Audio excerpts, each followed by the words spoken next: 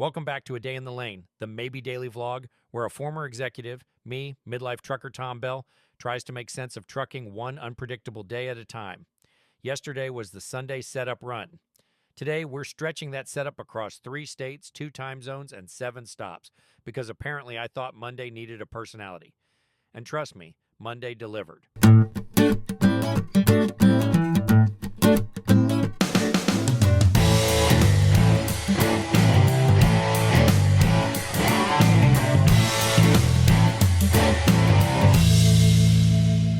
We're kicking off this Monday right where yesterday ended, at the Pilot in Resaca, Georgia. First order of business, a fresh shower and a full Stanley thermos of high-octane coffee, because if I'm going to run through 3 states and 2 time zones, the caffeine level has to be legally questionable. The goal is simple. Be at my first stop in Dalton right when they open at 8 o'clock. You'll see the dash cam rolling as I leave the Pilot, hit the interstate, and settle into that early morning groove where the roads are quiet, the fall colors are glowing, and for a few minutes you start to believe Monday might behave itself, before remembering it never does. Stop number 1 brings us into Dalton, Georgia, the carpet capital of America. I'm rolling in fresh off that Pilot shower with the Stanley full because they open at 8, and I want to be staged and ready. At 7:52 Eastern, I pull up to their gate, and it's still closed. Their truck is blocking the dock area, so they're not quite ready. But I don't waste time. I jump in the trailer, remove the securement, and slide the light pieces to the back so the delivery goes faster. At 8:06, the gate finally rolls open. They grab the 2 pieces, and by 8:36 Eastern, I'm heading towards stop number 2. Quick, clean, efficient. Stop number 2 takes us into Chattanooga, Tennessee, where we're delivering to a chicken plant. And if you've never been to one, let me prepare you. The smell hits before the sign does. The second you roll the window down, you immediately understand why chickens don't get spa days. In the footage, you'll see plenty of activity. Trucks everywhere, forklifts buzzing around, and right beside me, a trailer full of live birds who are not thrilled with the situation. Let's just say morale in that trailer is at an all-time low. My appointment window is 9:30 to 10 Eastern, but when I roll in, the docks are full. Totally normal for a chicken plant. You never know if it's going to be organized chaos or just chaos, but lucky for me, this delivery is simple. 3 electric pallet jacks, no feathers attached, no clucking, no escape attempts. The funny thing is, right as my appointment window officially opens at 9:30 Eastern, I'm already pulling out. You don't get that at every chicken plant. That's what good planning, a little timing, and a lot of luck with forklift choreography will do for you. Stop number 3 isn't far from the chicken plant, but Chattanooga surface streets always make it feel like a cross-country trip. Traffic lights timed by someone who hates truck drivers, construction cones breeding in the wild, and school buses popping out like it's peak migration season. Chattanooga is one of those towns where a 3-mile drive can take as long as a 30-mile one. Eventually, I pull into the stop, and this one isn't just a dirt lot, it's pure dirt. No pavement, no gravel, no attempt at leveling. Just a patch of Tennessee soil that's probably been like this since the Eisenhower administration. I'm convinced they've never paved it because at this point, it might actually be a historical landmark. If you've ever wondered what it's like to back a 75-foot truck into a space designed by gravity and hope, this is it. The good news? At least dirt doesn't dent. The forklift operator moves 1 pallet out of the way, grabs the one they need, and the whole thing goes smoother than the parking lot would suggest. Quick unload, no drama. By 10:54 Eastern, I'm rolling out and heading toward Cleveland for stop number 4. And honestly, after that dirt lot experience, anything with pavement is going to feel like luxury. Stop number 4 brings us into Cleveland, Tennessee. And just to be clear, this is not the Cleveland where the Indians, okay, the Guardians now, play no stadium, no lakefront breeze, no giant sign that says believe. This Cleveland is the quieter, more practical sibling. The one that has warehouses, forklift operators, and a dock that absolutely was not designed with modern trucking in mind. As you saw in the footage, the approach into this place is sporty.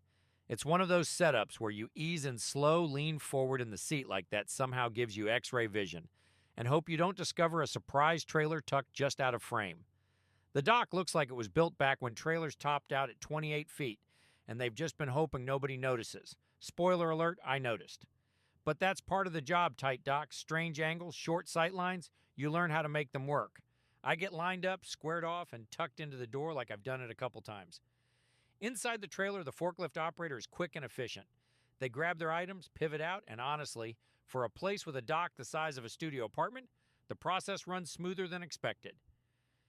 And that's the theme of Stop 4. It looks challenging, but it behaves well. No delays, no surprises, no mystery pallets that weren't on the paperwork.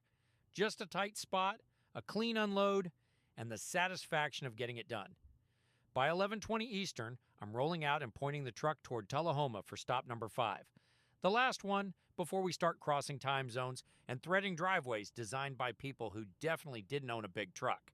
Stop number 5 brings us into Tullahoma, Tennessee, our first step into the central time zone, which is great when you're going west, and an emotional setback when you eventually have to head east again. But for now, I'll take that free hour like it's a coupon I found in my glove box. The last mile into this stop is its own adventure. You'll see in the footage that the driveway looks like it was designed for a suburban house. There's a tight right turn into the entrance that requires all the finesse of threading a needle while the needle is moving. Go too tight and you're rolling into the ditch.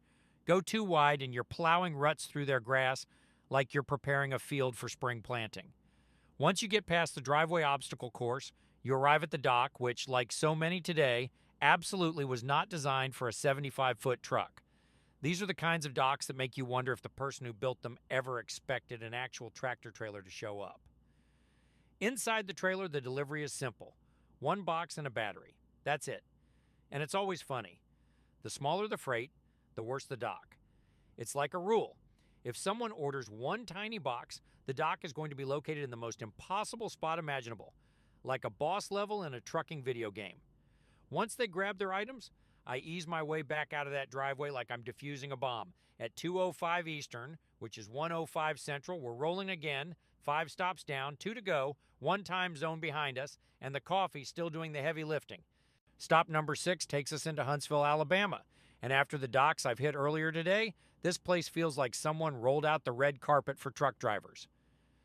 The moment I turn into the lot, I'm thinking, wait, is this allowed? There's pavement, real pavement, not dirt, not gravel, not whatever used to be a parking lot before Reagan was president. Of course, it's still trucking, so a few cars are parked exactly where they shouldn't be. Probably people who got here early and said, you know what, I think I'll just leave my Ford right here across from the dock. Surely no one will need to use this. You'll see me back into the dock at 3:57 Eastern, and honestly, the approach is so smooth, I almost feel suspicious.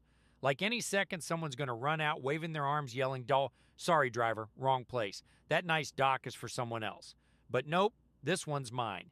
Inside the trailer, this delivery gets a walk-behind forklift with a portable battery, which is a fun change of pace after unloading boxes, pallet jacks, random freight, and whatever else today has thrown at me.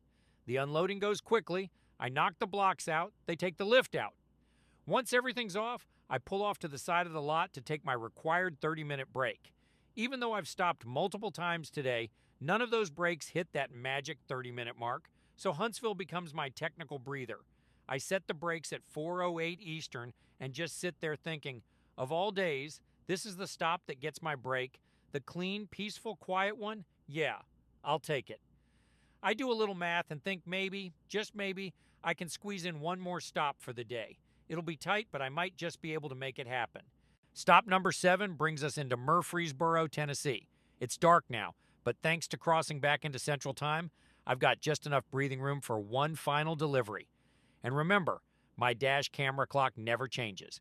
It stays on Eastern Time no matter where I go. Real-time shifts, but my hours of service clocks do not care at all. They're still ticking away, and this last stop is squeaking in right at the buzzer. I check in at 6:41 Eastern, navigate through the maze of trailers, get backed in, and then begin the grocery warehouse tradition. The wait. This ends up being the longest delivery of the day, and ironically, the only one where I'm not doing anything. Finally, at 8:15 Eastern, they are done unloading me. 7 stops done, 3 states covered, 2 time zones crossed, and my hours of service clocks flatter than a dead flip phone. I'm ready to sleep. With that delivery wrapped up, it's time to find parking. Tonight, I'm at Pilot Travel Center number 404 in Murfreesboro. Yes, I grabbed a paid parking spot, $25 plus tax. Some drivers won't pay for parking, but paying for that spot allowed me to run right to the edge, squeeze in that last delivery, and get those extra miles. I roll into the lot at 8:32 Eastern. Even though I'm in Central Time, I find my reserved space, and tucked the truck in for the night. After crossing 3 states, 2 time zones, and 7 stops, that paid spot looks like a luxury suite. Once I'm parked, it's shut down, a quick walk around, cook a quick dinner, and I'm done. After a day like this, I'm definitely ready to sleep. And that wraps up Monday's episode of A Day in the Lane. 3 states, 2 time zones, 7 stops, none of which dispatch made me do. I push myself because I'm motivated to get things done. Some drivers just want to drive the truck, but this job is all about management. Today took planning, timing, and staying ahead of the clocks. Thanks for riding along. As always, make sure that you are enjoying every day at work.